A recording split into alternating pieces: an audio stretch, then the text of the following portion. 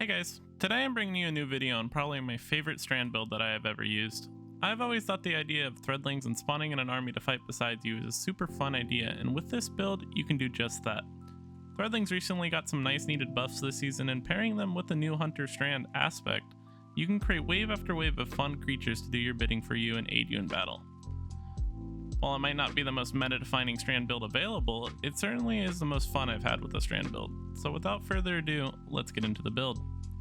As mentioned, this build revolves around the brand new Strand Hunter aspect, Whirling Maelstrom. This aspect is super unique, making it so whenever you destroy a tangle, whether it's from shooting or throwing it, it will spawn in a spinning vortex on the ground, tracking the enemies and dealing damage to anything it touches.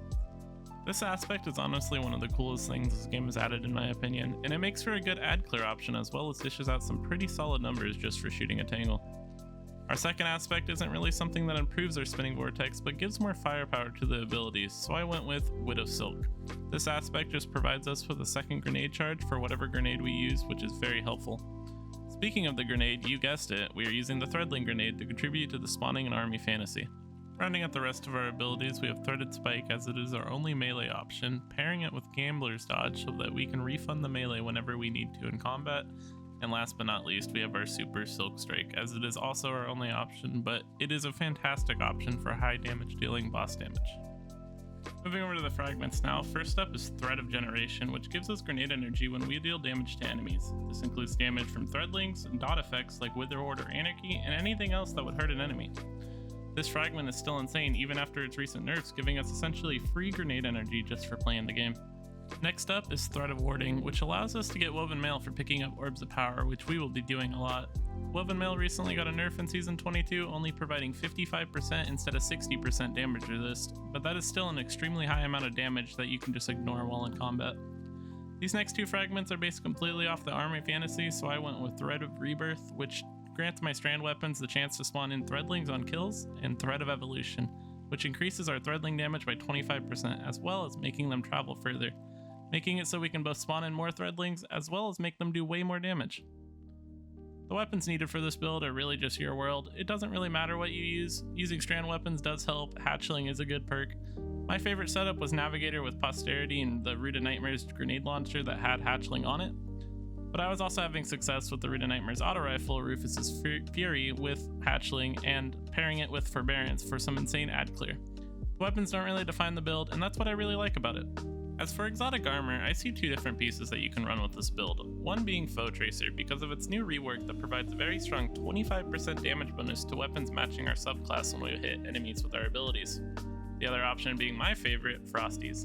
Frosties provides a staggering 100% increase to ability regen while sprinting, ensuring that we have our abilities up for the next fight that ensues. This isn't going to be the only thing giving our abilities a bump in uptime as we move over to the mods. The mods for this build are something that took me many hours to figure out. I got so used to the discounted mods and the artifact telling me what to do the last few seasons that having max cost mods was weird, but I think I found the perfect set. Building armor charge is a big part of this build, so we have plenty of orb generators such as Arc and Strand Siphon to generate an orb on multi-kills with Arc and Strand weapons, Firepower for orbs and grenade kills, which will be the majority of our orbs, and Reaper to generate an orb when getting a kill after dodging. We then will be buffing up these armor charges with Charged Up so that we will get 2 armor charges instead of 1 when we grab an orb, and stacks on stacks, making it so we can stack up to 4 charges instead of the normal 3. We will then be using these armor charges with 2 copies of Grenade Kickstart. This will give us roughly 45% of our grenade back when throwing our nade with 4 armor charges. This is the main source of ability regen we have in the build, so use your nade as soon as possible when you have 4 armor charges. The rest of our mods are catered to ability uptime and survivability, adding in 1 copy of Bomber for 10% grenade energy whenever we use our dodge, 1 copy of Innervation for 10% of our grenade whenever we pick up an orb, and 1 copy of Recuperation for a health burst whenever we pick up an orb. For some quality of life, we added in powerful attractions so we don't have to worry about finding and grabbing the orbs, our dodge will do it for us. Rounding out these mods, add in the resist mods and stat mods if you're choosing and you're good to go. When it comes to the stats, I would aim for 100 resilience first for a free 30% damage resistance at all times, then aim for discipline. If you have 100 discipline, we can throw our nades back to back as soon as possible. Allocate the rest of your stat points to mobility if you have any extras. Moving over to our artifact provides very nice Strand mods that you might want to pick up just to make the build just a little bit better. The first column's not anything special, just pick up whatever weapon you're using and have anti-champion mods for it, as this build doesn't have any built into it. So you might want to run conditional finality for unstoppables and maybe an auto rifle or something for anti-barriers. Just pick what best suits you. Second column, this also doesn't really matter, just pick whatever elemental weapon you're going to be using in your second column. I went with Arc Strand Siphon for Forbearance, but you can pick whatever you want. The third column is where it starts getting interesting, because these are our elemental orb generation mods. While we want to ignore the light elements, we want to go for the Strand element one, because it will spawn tangles off of some of our Strand kills. It's only a chance, so don't expect it every time, but it is still very, very nice to have, especially since we have Whirling Maelstrom to create spinning vortexes to kill all the enemies. Column 4, pick up whatever you need. I went with Elemental Fury because why wouldn't we want extra damage when we stun champions? And Refreshing Pickups because picking up a Tangle grants energy to our least powered ability. Very, very helpful. The last column is also whatever you need. I personally went with Elemental Mutations because our Tangles will be killing a lot of enemies with Whirling Maelstrom, so we will get a lot of ammo from that. And Monochromatic Maestro because we are spamming a lot of abilities, so why wouldn't we want an extra 10% bonus to our weapon damage? The gameplay loop is pretty simple. Your melee is your main source of generating tangles for our spinning vortex as it severs targets. Remember, tangles are only generated when defeating a target with a strand debuff on them, so make sure you're using your melee whenever your tangle comes off cooldown, indicated by the buffs on the left side of the screen. Be sure to also catch your melee after it hits targets because it will provide some melee energy back when catching it depending on how many enemies it hit. Threadlings unfortunately do not generate tangles by themselves, so use them for clearing a group of adds quickly or for damage on higher health targets. Your dodge is here strictly to get your melee back whenever you need it, as well as proccing Powerful Attraction to grab all the orbs in the area around you. Super is a very high DPS super, so if you have a boss in front of you, melt it with your super. Tips I have for the build is to prioritize using weapons with Demo or Pugilist on them.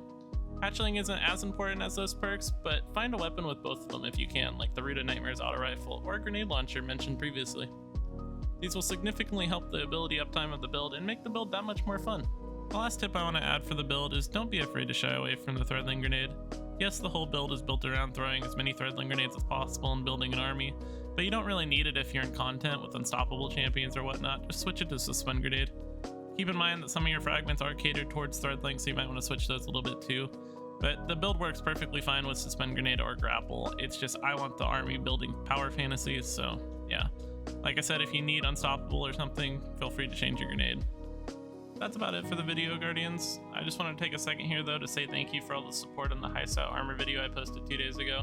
I really didn't expect it to do as well as it's doing. Currently right now it's at 1900 views, and that's so many more than I thought it was going to get after taking a 2-month break. I was really burnt out on Destiny, so I apologize for the 2-month break. I did upload a little video saying my thoughts, but just a quick summary, I was really burnt out, didn't enjoy Destiny, and that's why I didn't upload. So if you're here from 2 months ago, I really appreciate your support. If you're new here, subscribe. I'm gonna keep posting videos like this as long as I'm enjoying Destiny. And yeah, leave a like on the video if you enjoyed it. Comment Beyblade down below if you made it this far, because Whirling Maelstrom is basically just a Beyblade. I hope you guys have a good day, and see you guys in the next one.